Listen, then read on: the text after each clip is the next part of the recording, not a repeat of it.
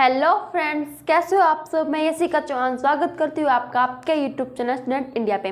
जैसा कि आप सबको पता है कि हमने हमारे प्रीवियस लेक्चर के अंदर क्लास 8 मैथ चैप्टर नंबर 1 को कंप्लीट कर लिया है। आज हम चैप्टर नंबर 2 के बारे में पढ़ेंगे। तो चैप्टर नंबर 1 के अंदर हमने इंट्रोडक्शन और उसकी एक्सरसाइज कंप्लीट कर ली है। सो अब किसी को भी वो चैप्टर समझना हो तो मेरी प्रीवियस वीडियो को जाके देख सकता है। अब हम चैप्टर नंबर 2 के बारे में पढ़ेंगे और उसको सबसे पहले हम इंट्रोडक्शन देखते हैं। तो क्या उसका इंट्रोडक्शन है क्या। इंट्रोडक्शन में क्या है हम क्या करते हैं आज इसके जब हम ये पॉइंट्स अच्छी तरह समझ लेंगे ना तो इसके जितने भी एक्सरसाइज हम आसानी से सोल्व कर पाएंगे। फर्स्ट हमसे है अलजेब्रिक एक्सप्रेशन। अब आप सब सोच रहे होगे ये तो हमने आज तक पढ़ी ही नहीं, पर आपने ये सबसे पहले कभी पढ़ रखा है। अलजेब्रिक ये कहाँ से लिया हुआ है। अल्फ़ाबेट तो सुना ही होगा। अब ऐसे तो कोई बच्चा भी नहीं जिसे अल्फ़ाबेट नहीं पता। नर्सरी क्लासेस सिखा दी जाती है अल्फ़ाबेट ABCD EFGH ये सब क्या होते हैं, हमारे अल्फ़ाबेट ही होते हैं। तो जो अलजेब्रिक होते हैं उन्हें हम एक और से अल्फ़ाबेट ही कहते हैं, बस थोड़ा सा कन्वर्ट करके इसको अलजेब्रिक कह दिया है। जैसे X ये क्या है, हमारा एक अल्फ़ाबेट है।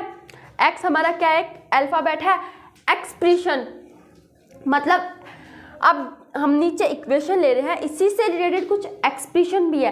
एक्सप्रेशन +1 मतलब किसी भी हमारा जो वेरिएबल होता है उसके साथ हम कोई भी कांस्टेंट, वैसे आप इसके बारे में बाद में पढ़ोगे कि वेरिएबल और कांस्टेंट होता क्या है, बट कोई भी अल्फ़ाबेट के साथ अगर हम कोई भी नंबर को जोड़ देते हैं ना तो वो क्या बन जाता है, हमारा एक्सप्रेशन बन जाता है। और अलजेब्रिक एक्सप्रेशन से हम क्यों कहते हैं, क्योंकि उसके साथ हमारा क्या अल्फ़ाबेट जुड़ा होता है, इसलिए हम उसे अलजेब्रिक एक्सप्रेशन कहते हैं। अब आपको पता चल गया कि एक्सप्रेशन होता क्या है। एक्सप्रेशन होता है कोई भी अल्फ़ाबेट और उसके साथ क्या नंबर, अल्फ़ाबेट और नंबर को मिला दिया जाता है तो वो एक्सप्रेशन बन जाता है। अब बात करते हैं इक्वेशन क्या होता है। इक्वेशन आपने कई चीज़ों को इक्वल किया ही होगा, जैसे एक तरफ 2 किलो आलू ले लिए, दूसरी तरफ 2 किलो चावल ले लिए, इक्वल हो गए। इधर आपने 3 किलो सेब ले लिए, वहाँ 3 किलो ही क्या ले लिया आपने, बनाना ले लिए, इक्वल हो गए। मतलब किसी भी चीज़ को इक्विलेट करना वो आपको क्या होता है, इक्वेशन होता है। अब कह रहे हो वहाँ तो हमने सेबों को इक्वल किया था, इनको कैसे इक्वल करें। इज इक्वल में मैंने 1 लगा दिया। ये इज इक्वल का साइन आपको क्या बता रहा है कि जो दोनों साइड्स हैं वो इक्वल है। अब ये मत सोचना कि ये एक एक्सप्रेशन है, ये एक एक्सप्रेशन नहीं है, क्योंकि इसके साथ हमारा अलजेब्रिक नहीं है, मतलब कोई भी अल्फ़ाबेट नहीं है, इसलिए ये हमारी एक्सप्रेशन नहीं है। एक्सप्रेशन तो सिर्फ हमारी यही है। अभी हम देखते हैं इक्वेशन क्या होती है। इक्वेशन के अंदर हमारा हमेशा इक्वल का साइन आता है, पर वो क्यों आता है वो हम बात करते हैं। इक्वेशन जो होता है इक्विलेट वर्ड तो सुना ही होगा आपने, किस चीज़ को इक्वल करना। तो जो ये साइन है ना ये एक मतलब कि इस साइड को इस साइड के इक्वल करता है। इसको तो हम right hand side left hand side कहते हैं और इसको हम राइट हैंड साइड कहते हैं। इसको हम शॉर्ट में LHS लिखते हैं, लेफ्ट हैंड साइड, और ये क्या होती है हमारी राइट हैंड साइड। जो लेफ्ट हैंड साइड होती है और राइट हैंड साइड को जो इक्वल करता है उसे हम क्या कहते हैं, इक्वेशन कहते हैं। तो इसका मतलब ये क्या हमारा इक्वेशन है, इक्वेशन का साइन है। अब आप इसे ऐसे भी याद कर सकते हो, किसी भी इक्वेशन के अंदर अगर इक्वल का साइन आ जाए तो वहाँ तुरंत देख के बता दो हाँ ये क्या हमारी एक इक्वेशन है। इक्वेशन और एक्सप्रेशन में फ़र्क पड़ा, मतलब जो उसका डिफरेंस है वो पता चला आपको।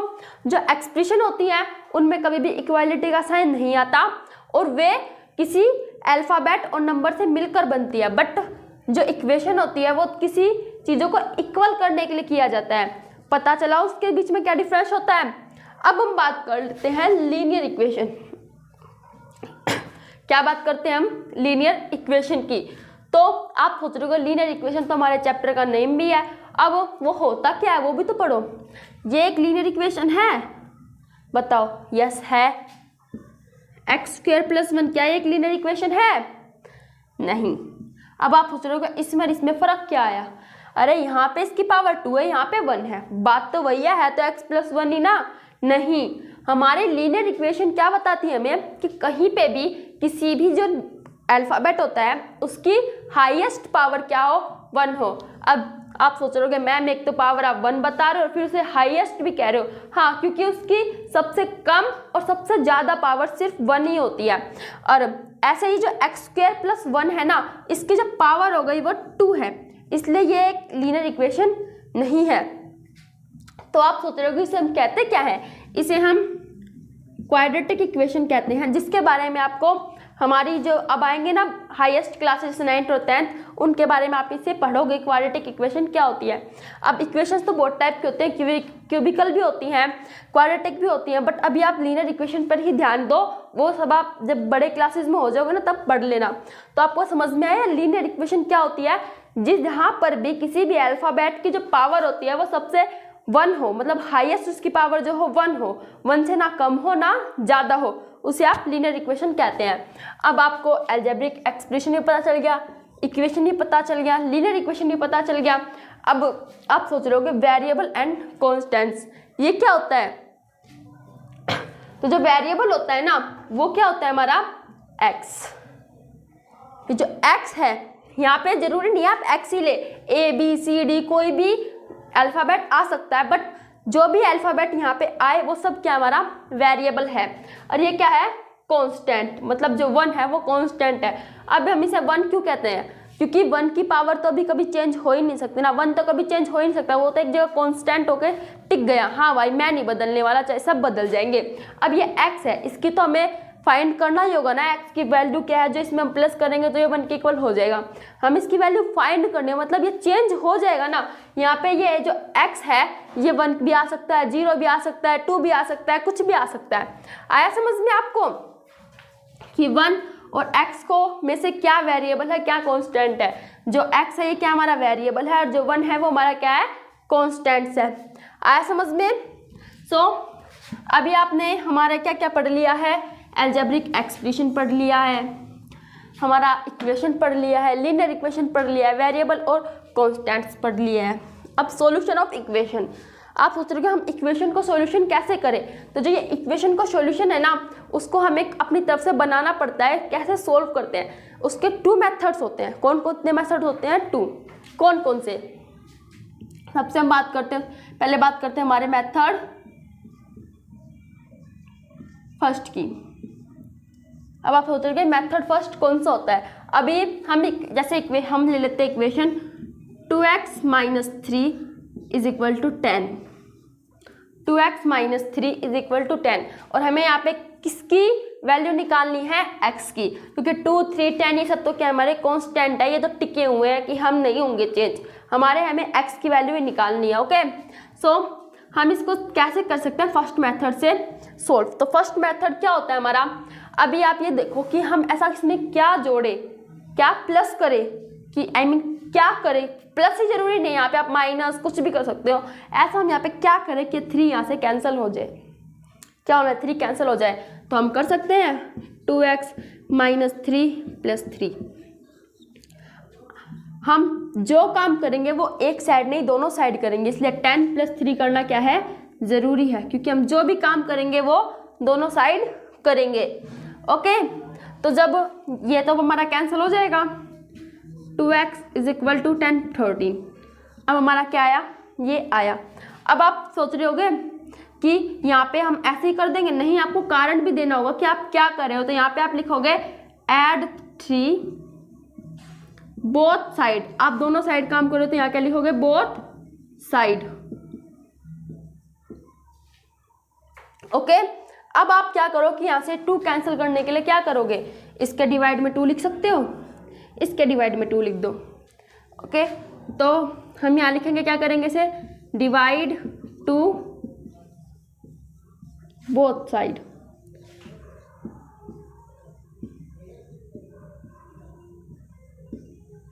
यहाँ से 2 से 2 कैंसिल हो जाएगा, x की वैल्यू आ जाएगी हमारी क्या 13/2, ये क्या हमारी x की वैल्यू है। अब जब आप इसको यहाँ पे पुट करके देखोगे तो आपका आंसर आ जाएगा। सो मैं पहले आपको बताऊँ इसका आंसर कैसे आएगा। हम सबसे पहले लिखते हैं x की वैल्यू आई हमारी 13/2। इन सबको हम इरेज कर देते हैं, क्योंकि अब हम देखेंगे क्या जो हमारा आंसर आया है वो करेक्ट आया है या फिर रॉन्ग आया है। अब वो आप सोचो इसे हम कैसे सोल्व कर सकते हैं, कैसे पता कर सकते हैं कि जो हमारी x की वैल्यू आई है वो करेक्ट आई है, ठीक आई है। 2 ये 2x है, मतलब मल्टीप्लाई में है ना इसके साथ, तो मल्टीप्लाई कर दो 13/2 -3 = 10। यस हम 2 से 2 कैंसिल किया, 13 - 3 = 10। 13 में से 3 गए, 10 इज इक्वल टू 10 हो गई ना ये इक्वल। इट मीन्स जो हमारा आंसर आया वो करेक्ट है ना। यस, जो हमारा आंसर आया वो करेक्ट है। सो हमने हमारे फर्स्ट मेथड की बात कर ली। अब हम बात करेंगे हमारा सेकंड मेथड कौन सा होता है। वैसे आप जब एग्जाम्स दोगे आपको सेकंड मेथड ही ज़्यादा पसंद आएगा, क्योंकि ये मेथड ईजी होता है और इसमें आपको ज़्यादा दिमाग लगाने की ज़रूरत नहीं होती। बस थोड़ी सी चीज़ें याद कर लो कि अगर इक्वल जो हमारा साइन होता है, इक्विलेट करने वाला जो साइन होता है, उसके अगर लेफ्ट हैंड साइड माइनस का साइन हो, तो जब आप उसको राइट हैंड साइड लेके जाओगे तो वो प्लस के साइन में कन्वर्ट हो जाएगा। याद रखना, जब लेफ्ट हैंड साइड माइनस हो तो जब वो राइट हैंड साइड जाएगा तो साइन चेंज हो जाएगा, क्या हो जाएगा, प्लस हो जाएगा। अब आप सोच रहे होगे कि हमने इसे प्लस ही क्यों किया, साइन चेंज तो मल्टीप्लाई भी कर सकते हैं, डिवाइड भी कर सकते हैं। नहीं, माइनस को प्लस में कन्वर्ट करना है, मल्टीप्लाई को डिवाइड में और डिवाइड को मल्टीप्लाई में, ऐसे ही कन्वर्ट होगा। ओके, तो यहाँ माइनस था, यहाँ प्लस हो गया। अब जब आप राइट हैंड साइड से लेफ्ट हैंड साइड लाओगे तो ये किस में कन्वर्ट हो जाएगा, अपने वापस माइनस के साइन में आ जाएगा। ओके, अभी हमने बात की थी किसकी, प्लस की। तो यहाँ मल्टीप्लाई हो तो यहाँ जाके क्या हो जाएगा, डिवाइड, यहाँ डिवाइड हो तो यहाँ जाके मल्टीप्लाई, एंड यहाँ ऐड हो तो यहाँ जाके माइनस। अब जरूरी नहीं है यहाँ माइनस हो तो यहाँ आके ऐड भी हो सकता है, मतलब उल्टा भी हो सकता है। जरूरी नहीं है कि हम लेफ्ट हैंड साइड से ही राइट हैंड साइड लेके जाए, हम राइट हैंड साइड से भी लेफ्ट हैंड साइड ला सकते हैं वर्ड उनको, लेकिन उस समय आपको ध्यान देना होगा कि जो आपका वेरिएबल है वो किस साइड है। ओके, सो अब हम बात करते हैं सेकंड मेथड की। सेकंड मेथड के मैंने आपको कुछ पॉइंट्स बताए जो इसके अंदर यूज होने वाले हैं। सो 2x, हम 3 को इस साइड लेके जा सकते हैं, तो जो 3 यहाँ पे क्या है, माइनस का है, वहां जाएगा किसका हो जाएगा, प्लस का। 10 + 3 तो 2x इज इक्वल टू 13। अब ये इसके साथ मल्टीप्लाई में है तो x is equal to 13 upon में डिवाइड में जाएगा तो 2 क्या आ गया, डिवाइड में। हमारी पहले भी 13 अपॉन में 2 ही वैल्यू आई थी, अब भी 13 अपॉन में 2 ही क्या ये हमारी वैल्यू आई है। मतलब आंसर तो हमने चेक कर लिया था कि हाँ वो ठीक ही है। तो सेकंड मेथड इजी मेथड भी होता है, समझने भी आ जाता है। बस थोड़ी कंफ्यूजन इसकी यहाँ होती है कि जब आप साइन लेके जाते हो कभी कभी तो चेंज नहीं करते हो, वही एज इट इज साइन लगा देते हो। तो ध्यान रखना, साइन जो होते हैं वो चेंज होते हैं और इसमें कोई ज़्यादा मुश्किल वाली बात नहीं होती। बस थोड़ा फर्स्ट मेथड जो होता है उसके अंदर आपको देखना होता है, अभी से 3 से करो, फिर से 2 से करो, और कहीं कहीं तो ये होता है सेकंड मेथड यूज ही नहीं हो पाता, बहुत कर लेते हैं, लास्ट में जाके बच्चों का आंसर गलत ही आता है। सो ज़्यादातर मैं आपको बैटरी बताऊंगी कि सेकंड मेथड होता है, उससे अच्छे से आपका क्वेश्चन जो होता है ना वो सोल्व हो जाएगा। अब हमने सीख लिया कि इक्वेशन को सोल्व कैसे करें। अब क्या आ रहा है हमारा, फॉर्मिंग इक्वेशन। हमने सॉल्यूशन ऑफ इक्वेशन भी सीख लिया। फॉर्मिंग इक्वेशन मतलब जो इक्वेशन है ना उसको हमें खुद बनाना होता है। अब आप सोच रहे होगे हम यहाँ तो बनी बनाई इक्वेशन को सोल्व करें या इक्वेशन खुद बनाए। कोई कई सवाल आपके पास ऐसे आएंगे जिसमें आपको इक्वेशन खुद ही बनानी होगी, फिर से खुद सोल्व करना होगा। जैसे कोई आपसे पूछ लेगा कि आपके पास 5 किलो आलू है, उसमें से 2 किलो आपने किसी और को दे दिए, 3 किलो किसी और को दे दिया, बताओ उस आलू की कीमत क्या थी। कीमत पूछ ली, अब 5 किलो आलू थे, उसकी कीमत आपको बतानी होगी, फिर आपको उसको एक इक्वेशन के थ्रू सोल्व करना होगा। जैसे हम एग्जाम्पल ले लेते हैं, जैसे हमने एग्जाम्पल लिया सम ऑफ 2 नंबर्स। क्या लिया हमने example, sum of 2 number is 34। 2 नंबरों का जो सम है ना वो क्या है, 34 है। फर्स्ट नंबर, यहाँ पे आपको जरूरी नहीं फर्स्ट ही दे, सेकंड, फोर्थ, ऐसे कोई भी नंबर दे सकता है। फर्स्ट नंबर इज ट्विस्ट, मतलब उसका दुगना, ट्विस्ट देन 1। जो फर्स्ट नंबर है वो सेकंड नंबर का क्या है, दुगना है। ओके, अब आपको क्या करना है, यहाँ पे फर्स्ट नंबर दुगना बता रखा है तो आप क्या कर लोगे, लेट सेकंड नंबर, आप सेकंड नंबर को लेट करोगे। हमने उसको एक्स लेट कर लिया। फर्स्ट नंबर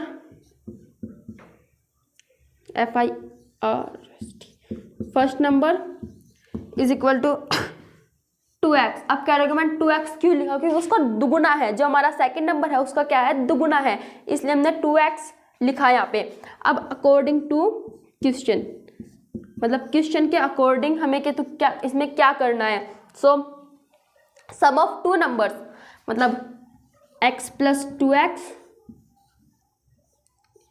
इन दोनों का जो सम है वो कितना है, 34 है। इसको हमने एक इक्वेशन फॉर्म कर लिया। अब इसको जब हम सोल्व करेंगे तो हमारा क्या हो जाएगा, आंसर आ जाएगा। वैसे आप इसको सोल्व करके देख भी सकते हो, पर अभी हमने सिर्फ फॉर्मिंग इक्वेशन के बारे में सोचना था, तो फॉर्म इक्वेशन मैंने बता दिया कि आप ऐसे करके इस इक्वेशन को सोल्व करोगे। वहाँ पे आपको ज़रूरी नहीं है कि वो ऐसे ही देगा, वहाँ से आप पूछ लेगा sum of two odd number, two prime number, two मतलब ऐसे कोई भी पूछ लेगा, प्राइम का, ओड का, इवन का, किसी के नंबर का भी आपसे वो पूछ सकता है। ओके, सो हमने आपको बता दिया कि इक्वेशन को फॉर्म भी हम कैसे करेंगे, और आपकी एक्सरसाइज के अंदर हम देखेंगे बहुत से तरीके आएंगे उसके अंदर इक्वेशन को सोल्व करने के, बनाने के, तो वहाँ हम देखेंगे कि इक्वेशन को हम कैसे बनाएं। अब आपका लास्ट टॉपिक क्या है, क्रॉस मल्टीप्लिकेशन। वैसे फॉर्मिंग इक्वेशन और सॉल्यूशन ऑफ इक्वेशन में आपको एक बात और ध्यान रखनी है, मैंने अभी आपको एक बताई था वेरिएबल ऑन वन साइड, क्योंकि अभी जब तक मैं लेके चल रही थी 2x minus 3 is equal to 10, मैंने इक्वेशन ली, इसमें वेरिएबल एक साइड था, बट हमारे पास आगे ऐसी भी इक्वेशन आएंगी जिसमें वेरिएबल क्या होगा, दोनों साइड्स होगा। तो एक क्वेश्चन हम उसका भी देख लें जहाँ पे वेरिएबल दोनों साइड, उसको कैसे सोल्व करना है। जैसे 2x माइनस 3 ले लो, यहाँ पे ले लेते हैं हम 10 प्लस x, इक्वल हो गए, मतलब इक्वल का साइन लगा दे, मतलब इक्वल ही है। अब इनको हम सोल्व कैसे करें, हम हमारा सेकंड मेथड लेकर चलते हैं, 2x वहाँ वो प्लस का, यहाँ के क्या हो जाएगा, माइनस का, मतलब वेरिएबल के टर्म्स को एक साथ कर लो और जो कॉन्सोनेंट्स हैं उन्हें एक साइड्स कर लो। अब कह रहे हो ये 2 भी तो है, अरे 2 के साथ x भी तो है ना, इसलिए हमने इसे इस साइड ले लिया। समझ में आया आपको कि हमने 2 इस साइड क्यों लिया। और जो ये 3 है ये क्या है, कॉन्स्टेंट्स हैं, तो 10 यहाँ माइनस का है, किसका हो गया, प्लस का, ठीक है। सो यहाँ से हमारे क्या हुआ, कैंसिल हो गया, 2x में से 1x गया, अब 2 में से 1 जाएंगे तो 1 ही तो शेष होगा, आई मीन 1 ही तो बचेगा, तो 2x में से 1x घटा दोगे तो आपके पास 1x ही तो बचेगा, और 1 लिखा नहीं जाता तो क्या आएगा, x आएगा, is equal to 10 plus 3 is equal to 13। So x की वैल्यू है हमारे 13। अब आप कह रहे होगे वहाँ तो हमारी x की वैल्यू 13/2 आई थी, यहाँ 13 आया, अरे क्वेश्चन भी तो चेंज हो गया, यहाँ पे भी तो x आ गया, अब यहाँ पे भी 13 करोगे, यहाँ पे भी 13 करोगे, तो इक्वेशन जो होगी वो चेंज ही तो होगी ना। जैसे कर लो 2 × 13 minus 3 is equal to 10 plus 13, solve करें, 13 टू जा कितना हो गया, 26 माइनस 3 एंड 10 प्लस 13 कितना हो जाएगा हमारा, 23। 26 में से 3 गए तो कितना हो जाएगा, 23 इज इक्वल टू 23, हो गया ना इक्वल। मतलब हमारा वहाँ x लेने से जो इक्वेशन है वो भी तो चेंज हुई, इसलिए इसका आंसर क्या आया था, 13 आया था। समझ में आया आपको, जब दोनों साइड वेरिएबल हो तो घबराना नहीं है। अब आप सोच रहे होगे हमें ने तो कहा था, मतलब मैंने वो बात बताई तो नहीं है, मैं आपको बताती हूँ कि हम जो इस इक्वेशन को लेकर चलेंगे इसमें आपका पार्ट है linear equation in one variable, मतलब जो आपका वेरिएबल होगा वो सिर्फ एक ही होगा। क्या, जैसे आपने कोई भी इक्वेशन ली थी भी 2x minus 3 is equal to 10, इसे ही मान लो, इसमें आपका वेरिएबल सिर्फ एक ही होना चाहिए। अब ऐसा नहीं यहाँ पे x है, यहाँ पे आप प्लस y कर दो, 2 वेरिएबल आ गए, नहीं माना जाएगा। मतलब आपके चैप्टर के हिसाब से सिर्फ एक ही वेरिएबल पूरे क्वेश्चन के अंदर घूमेगा, अंडरस्टैंड। अब वो वेरिएबल कुछ भी हो सकता है, x की जगह a भी हो सकता है, b भी हो सकता है, पर एक ही होगा इक्वेशन के अंदर। अब आप सोच रहे होगे मैंने तो अभी उधर घुमाया था, वहाँ पे 2x ले, जैसे 10 प्लस में x किया था ना मैंने, फिर तो गलत हो गया। अरे है तो दोनों x ही, मैंने कहा था चेंज नहीं होना चाहिए, वेरिएबल एक को चाहे आप कितनी बार ही लिख दो, बट उससे दूसरा वेरिएबल नहीं आना चाहिए क्वेश्चन के अंदर। आया समझ में कि आपको वेरिएबल सिर्फ एक ही होना चाहिए, उससे दूसरा वेरिएबल नहीं आना चाहिए, लेकिन वो एक वेरिएबल आप कितनी बार भी लिख सकते हो, वो आपके ऊपर डिपेंड है। अब हमारा लास्ट टॉपिक क्रॉस मल्टीप्लिकेशन। अब क्रॉस मल्टीप्लिकेशन के भी बहुत से क्वेश्चन आ जाते हैं पेपर के अंदर, जैसे हम लिख देते 3x upon 2 minus 4x upon 2 is equal to 5 upon 2। ये इक्वेशन है। अब आप सोच रहे होगे इस इक्वेशन को हम कैसे सोल्व करें। क्या हुआ, डिनोमिनेटर में 2 है, एलसीएम ले लेते हैं, एलसीएम तो 2 ही आएगा ना। 2 से 2 को डिवाइड किया, 1 1 की और ऊपर वाले टर्म की मल्टीप्लाई की 3x, ऐसे यहाँ पे आ जाएगा 4x is equal to 5 upon में 2। फिर इनकी क्रॉस मल्टीप्लिकेशन कर दो। क्रॉस मतलब कांटे का निशान, तो यहाँ से ये यहाँ क्रॉस हो गया ना, क्रॉस मल्टीप्लिकेशन, ऊपर वाले के नीचे से मल्टीप्लाई और नीचे वाले की ऊपर से मल्टीप्लाई। ओके, मतलब क्रॉस मल्टीप्लिकेशन आपको इसके अंदर करनी है, फिर ये क्वेश्चन आपका सोल्व हो जाएगा। जैसे अब इसकी इससे मल्टीप्लाई कर ही दो, 3 2 जा 6x माइनस 4 2 जा 8x इज इक्वल टू 5 2 जा 10। आ गई ना सिंपल फॉर्म में इक्वेशन। इसे तो आप सोल्व कर ही सकते हो, हाँ कर ही सकते हो ना आराम से। जैसे अभी ये -8 में से 6 गया, -2x is equal to 10, x की वैल्यू क्या है हमारी -5। हाँ, x की वैल्यू माइनस में भी आ सकती है। अब कभी आप ये कंफ्यूज हो जाओ कि यहाँ पे सिर्फ अब तक तो प्लस में निकालते आ रहे थे, माइनस में आ गई। हाँ, x की वैल्यू माइनस के अंदर भी आ सकती है। सो आपको टॉपिक समझ में आया होगा। जो अब हम देखते हैं कि हम जब इस वैल्यू को इसके अंदर पुट करते हैं तो क्या आंसर हमारा ठीक ही आएगा या नहीं आएगा, क्योंकि आप माइनस की इक्वेशन को सोच के क्या पता गलत ही समझ लो, क्या पता गलत आंसर आ जाए। तो -5 हमारा आंसर आया था, 3 इंटू -5 अपॉन 2 -4 इंटू फिर -5 upon 2 is equal to 5 upon में 2। यहाँ कोई भी वेरिएबल नहीं था हमारा, वो 3 5 जा 15, वाया कितने का माइनस का अपॉन 2 -4 5 जा 20। सो ये वापिस अंदर है तो 20 हो जाएगा। ब्रैकेट में क्यों लिया, क्योंकि यहाँ पे भी क्या था हमारा माइनस था, इज इक्वल टू 5 अपॉन में 2। माइनस माइनस प्लस, माइनस का 15 अपॉन 2 एंड प्लस का 20 upon 2। Plus minus minus LCM ले, वैसे तो आप इधर एलसीएम भी लोगे मुझे पता है। सो एलसीएम लोगे तो क्या आ जाएगा, हम यहाँ सोल्व कर लेते हैं। एलसीएम लोगे 2 आया आपका, 2 को 2 से डिवाइड किया 1, या फिर -15 + 20 ही आ जाएगा, इज इक्वल टू 5 अपॉन में 2। 20 में से 15 गया तो आया आपका 5 अपॉन में 2 इज इक्वल टू 5 अपॉन में 2। तो जो माइनस का आंसर आया वो भी हमारा करेक्ट था ना। सो इसी के साथ हमारा जो ये इंट्रोडक्शन है वो कंप्लीट होता है। और किसी को भी इस इंट्रोडक्शन में कोई भी डाउट हो तो प्लीज़ मुझे कमेंट सेक्शन में बताएं। Thanks for watching my video.